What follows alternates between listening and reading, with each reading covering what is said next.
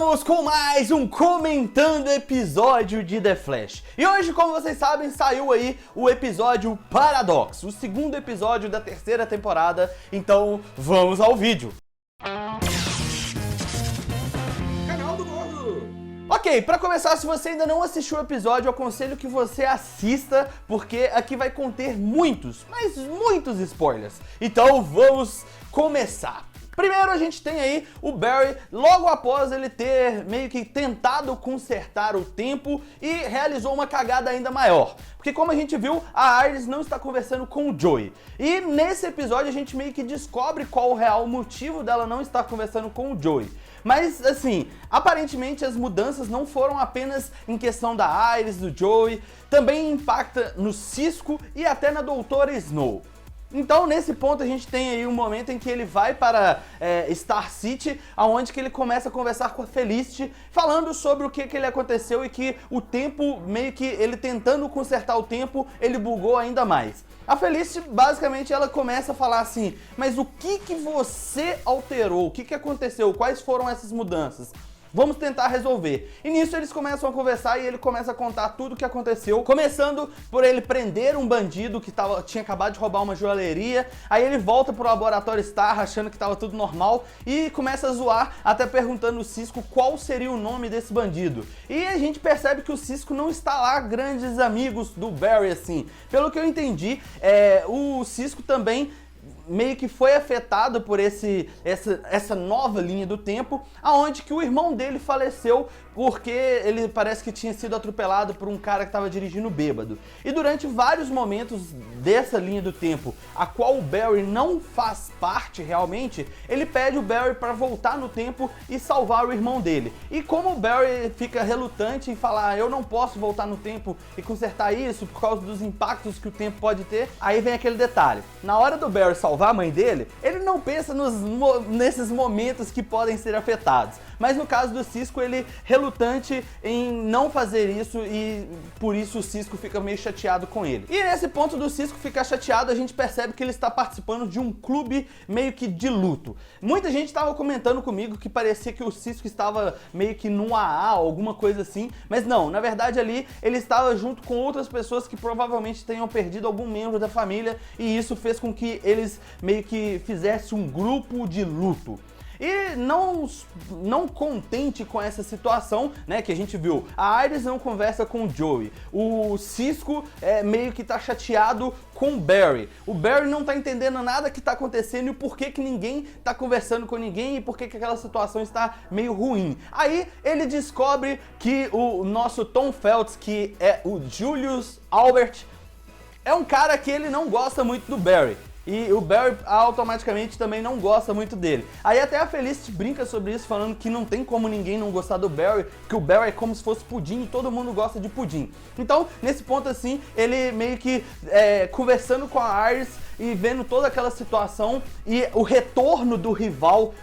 Esse ponto eu achei sensacional, porque o rival retornou com a ajuda do Alquimia. E basicamente aquelas peles que o Julius e o próprio Barry estavam achando era realmente trabalho do Alquimia. Parece que de alguma forma ele consegue transmutar as pessoas, trazendo à tona poderes para ela. Foi o que eles fizeram com o Edward Clarence. Na primeira versão, no primeiro episódio, não deu o real motivo da origem do personagem, como que ele ganhou os poderes. Já ali, deu uma origem do personagem mais ou menos parecida com o que foi nos quadrinhos. Porque para quem se lembra, nos quadrinhos, eu já até falei quem era o Edward Clarence, que você pode acompanhar aqui na playlist do Quem É, aonde ele tinha recriado a fórmula que deu poderes ao Jay Garrick. E essa fórmula trabalhava com água pesada, matéria escura, podemos colocar dessa forma. E ali eles representaram como a matéria escura, de alguma forma, aquela pedra filosofal do Alquimia daria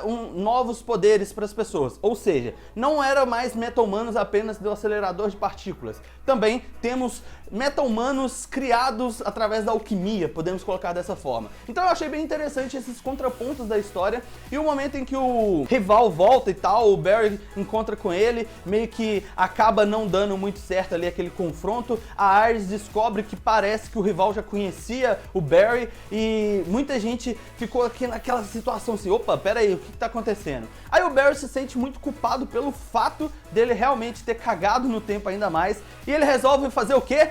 Voltar no tempo pra tentar piorar as coisas, porque ele já viu que não deu certo da primeira, da segunda, e agora ele vai na terceira vez. Só que ele é impedido por Jay Garrick, o Flash podemos colocar, da Era de Ouro. E nesse momento em que o Jay Garrick impede ele de ir no tempo, eles param em 1998, onde o Jay Garrick explica pra ele que as consequências que o tempo pode causar. E esse diálogo dele, por mais que pareça assim um momento, vamos dizer, chatinho, porque é só conversa e tal, ele explica muito bem o que acontece com a questão de você alterar o tempo. E ele deixa claro que ele já fez isso, e por isso esse impacto do tempo pode não ser muito satisfatório. E que o Barry não deveria mais tentar alterar o tempo, e sim conviver com essas alterações.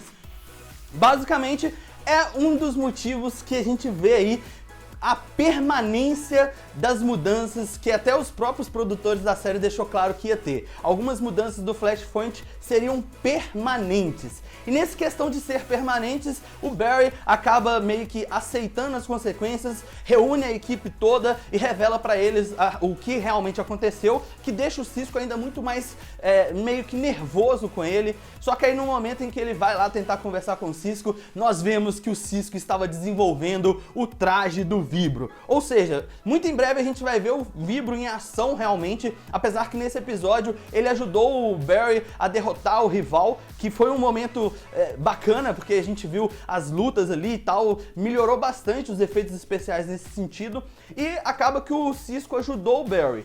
E um dos pontos que eu achei mais ápice do episódio, pra quem se lembra, a primeira temporada de Legends of Tomorrow, tivemos um episódio onde as lendas foram para 2048, eu acho, se eu não me engano. Um futuro onde Star City estava tomada pela destruição e aonde também tinha o Exterminador. E o Oliver já não era mais o Arqueiro Verde, e quem era o Arqueiro Verde era o Connor Hawke, que na verdade era o John Diggle Jr., E muita gente ficou falando assim, pô, mas o Diggle só tinha a Sarah como filha. E agora foi meio que explicado essa situação de por que o John Diggle Jr. existe. O Barry alterou o tempo, onde que o John não tem mais uma filha, e sim um filho, que eu achei foda demais, porque eles conectaram com Legends of Tomorrow de uma forma muito brilhante.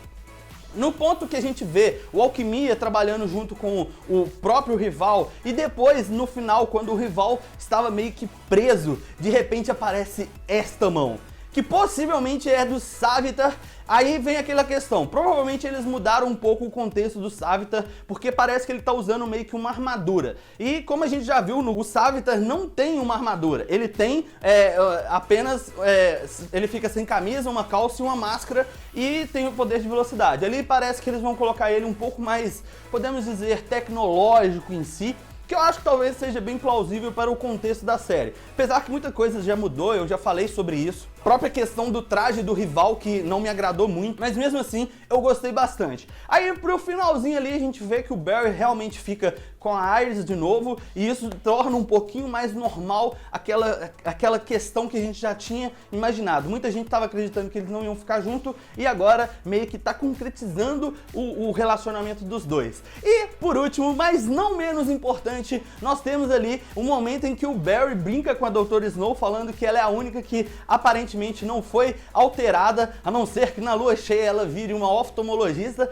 e ela não entende muita piada, e quando ele sai, ela levanta a mão e mostra que ela tem os poderes da Nevasca. Ou seja, ela vai se tornar a Nevasca. Como eu já falei no Quem é a Nevasca, se você ainda não conferiu, tem aqui a playlist do quadro Quem é, onde que a Nevasca, ela meio que interagiu tanto do lado do mal quanto do lado do bem em determinados pontos das revistas em quadrinhos dela. Então, possivelmente, nós teremos aí a Doutora Kathleen do lado do bem.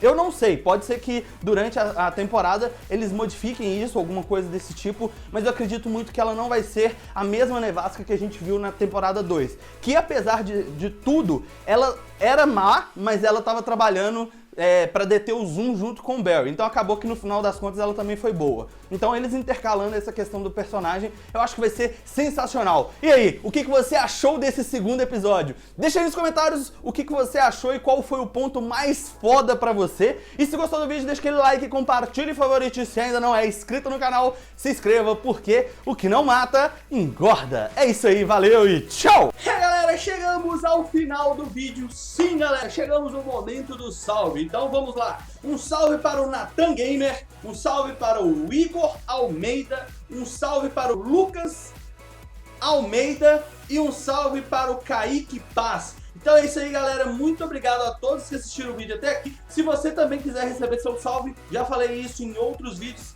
Link na descrição, o formulário tá aí, é só preencher que ele está saindo na ordem de cadastro. Então é isso aí, ficamos por aqui, valeu, tchau!